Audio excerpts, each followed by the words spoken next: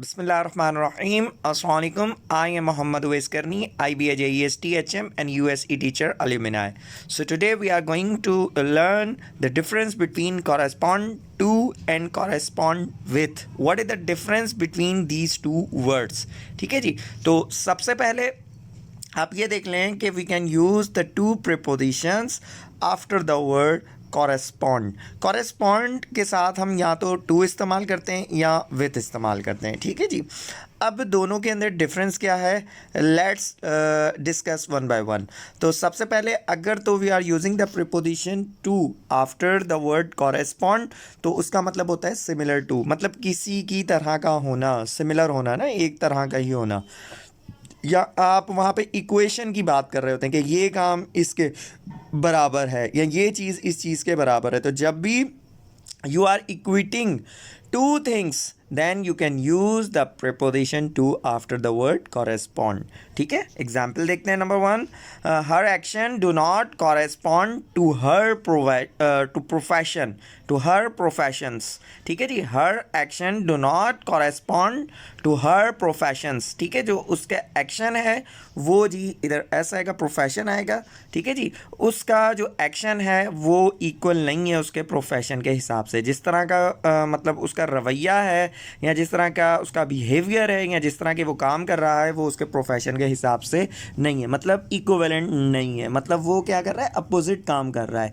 अच्छा जी. Example number two, the written record of the conversation does not correspond to what was actually said. अब देखें जी, यहाँ पे एक ये सिचुएशन है, ठीक है, एक ये सिचुएशन है और दूसरी सिचुएशन है ये पूरी. ठीक है जी. अब ये दो सिचुएशन है, इसको जो कंपैरिजन भी इसमें हो रहा है वो कॉरेस्पॉन्ड के बाद टू से हो रहा है. मिसाल के तौर पे क्या कह रहा है, the written record of the conversation does not.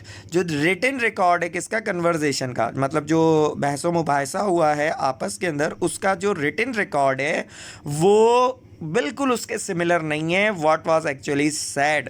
जो कहा गया था वो कुछ और है और जो रिटन रिकॉर्ड है वो कुछ और है. मतलब यहाँ पे बैलेंस बनाया जा रहा है कि which is not similar to this thing.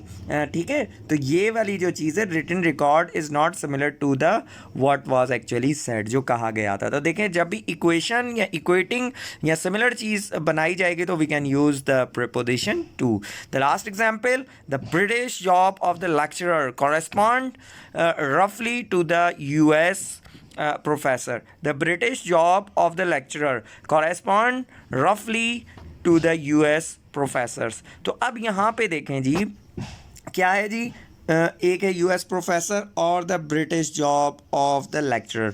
अब ये दो चीज़ों का आपस में क्या है, सिमिलर जो है ना, कंपैरिजन किया जा रहा है. मतलब जो the British job of lecturer वो इक्विवेलेंट है किसके, यूएस के प्रोफेसर के बराबर. तो that's why we are using the preposition to. आगे चलते हैं जी. How we can use the preposition with while we are dealing with the conversations of letter. While we are dealing conversation with letter. Simple सा जी. इसकी example देखते हैं. Do you ever correspond with your friend in America. क्या आपने कभी जी ख़त लिखा है, ख़तो खिताबत की है अपने उस दोस्त के साथ जो अमेरिका में रहता है. चले जी, इधर हम टू लगा के देख लेते हैं. काफ़ी स्टूडेंट्स को हो रहा होगा, सर जी यहाँ टू क्यों नहीं इस्तेमाल होता. तो ठीक है जी, टू लगा के देख लेते हैं. Do you ever correspond to your friends in America. वैसे अच्छा तो ये लग रहा है क्योंकि कॉरेस्पॉन्ड के साथ टू जैसे हम देखते हैं ना, प्रीपोजिशन जो हमें अच्छा लगता है हम वही करते हैं, बट अच्छा तो ये लग रहा है. But according to the rule, while we are dealing with the conversation not equating the situation or similar, then we can use the preposition with. तो यहाँ पे हम कॉरेस्पॉन्ड नहीं कर रहे किसके साथ, जो अमेरिका के अंदर है.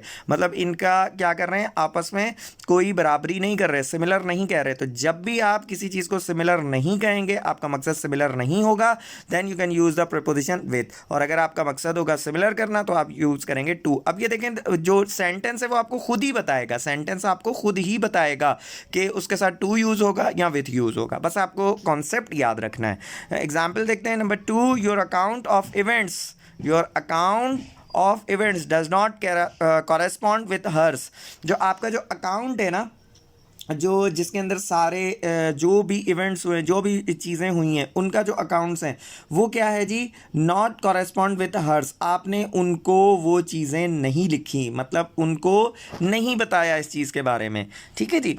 अब यहाँ पे देखें, यहाँ पे भी कॉरेस्पॉन्ड के बाद क्या यूज़ हो रहा है, विथ, क्योंकि हम यहाँ पे जो है सिमिलर सिचुएशन को यूज़ नहीं कर रहे। सिंपल सी बात है, कोई इसके अंदर डिफ़िकल्टी नहीं है। आप ये देखें, अगर सेंटेंस के अंदर इक्वेशन की बात हो रही है, कंपैरिजन की बात हो रही है, सिमिलर की बात हो रही है, then you can use the preposition to. और अगर इस तरह की कोई बात नहीं हो रही तो फिर आप विथ यूज़ करेंगे। सिंपल सी बात है। चलिए जी आगे, जी आप लोगों के लिए एक्सरसाइज है ताकि आप लोगों को पता चल सके कि जी कि कौन सा प्रीपोजिशन यहाँ पे यूज़ होगा। काइंडली वीडियो को पॉज कीजिए, उसके बाद फिर अपने आंसर्स दीजिए और उसके बाद फिर रिप्ले करके आप चेक कर सकते हैं कि आपके कितने जवाब सही हुए। तो नंबर 1 क्या कहता है जी, हर रिप्लाई कॉरस्पॉन्डेड डैश योर्स। हर रिप्लाई कॉरस्पॉन्डेड डैश योर्स। तो यहाँ पे जी क्या बात हो रही है, क्या सिमिलर की बात हो रही है?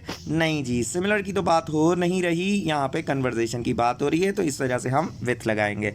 तो पहले ऑप्शन के अंदर आएगा with. Second, his teaching is not कॉरेस्पॉन्डेड dash an educated teacher. ठीक है, his teaching is not correspond dash an educated teacher. तो यहाँ पे जी बात खतो खिताबत की नहीं हो रही, इधर बोल रहे हैं कि उसका जो पढ़ाने का तरीका है वो एक एजुकेटेड टीचर के बराबर नहीं है। ठीक है, उस तरह का नहीं दिखता। तो यहाँ पे हम प्रीपोजिशन यूज़ करेंगे टू, सिंपल। अच्छा जी, example number 3, I corresponded dash him when he was at child.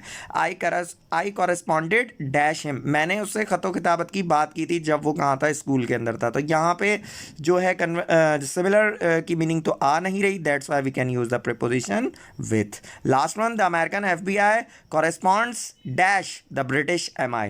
ठीक है, the American FBI corresponds dash the British MI। तो यहाँ पे क्या है, आपको इन्होंने ख़त तो नहीं लिखा, यहाँ पे आप क्या कर रहे हैं, यहाँ पे आप कंपैरिजन कर रहे हैं। तो यहाँ पे क्या आएगा, प्रीपोजिशन टू। तो होपफुली जी आपको काफ़ी लर्निंग हुई होगी। अगर आपको कोई भी सवाल है तो आप मेरे नीचे दिए गए नंबर के ऊपर मुझसे पूछ सकते हैं। आई विल रिप्लाई और आंसर योर ऑल क्वेश्चंस। अपना ख्याल रखिएगा, इंशाल्लाह ताला फिर मिलेंगे नए टॉपिक के साथ। तब तक के लिए खुदा हाफिज़।